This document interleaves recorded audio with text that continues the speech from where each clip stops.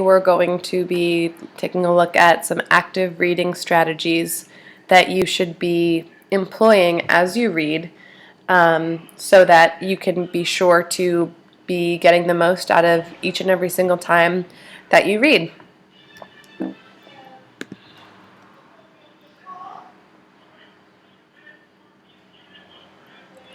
So, something that separates lower level reading from upper level reading is the amount of engagement you have with the text as you read.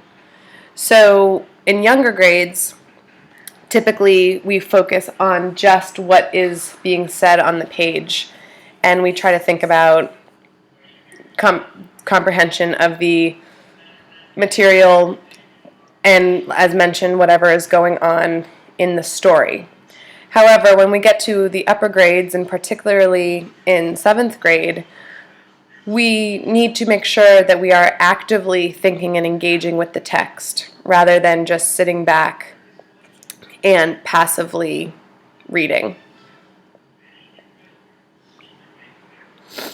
So in order to be an active reader, you will need a book, Post-it notes, pen or a highlighter, and also a quiet space where you can focus on the text.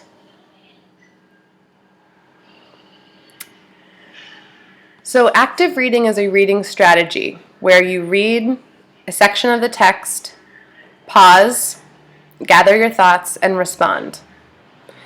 So as you're reading your text, you need to think about the following ways you can engage with the text. And when you have a response of some kind, whether it be a question, a comment, a connection perhaps, maybe you realize that this is an important part of the story, you are going to respond to that by marking up your Post-it note. And then simply stick the Post-it note on your page as pictured below.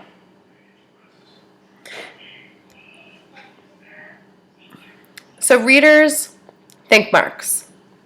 This is the way that you're going to be using your active reading strategies.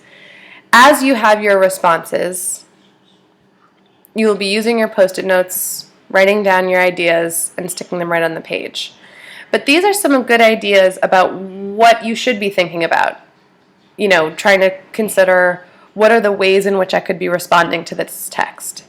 So to start, you want to be making sure you are asking questions. So on your Post-it note, you would simply draw a big question mark and then jot down a question. I wonder why this character did that, or how did that just happen, or why did he respond that way? Next would be connections, making text-to-text connections, in other words, trying to make connections with another story that you've read, elements of another story that you've read. Maybe a text-to-self connection where you're able to connect to the text because whatever is happening in the story has happened to you or something similar has happened to you.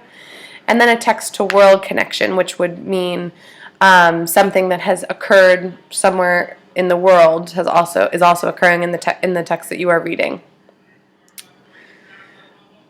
This next one right here is identifying important parts and details. So you would make a little star and just simply summarize, what that important part of the text was.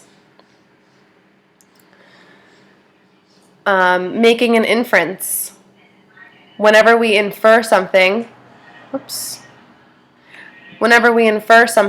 we take what we read in the text,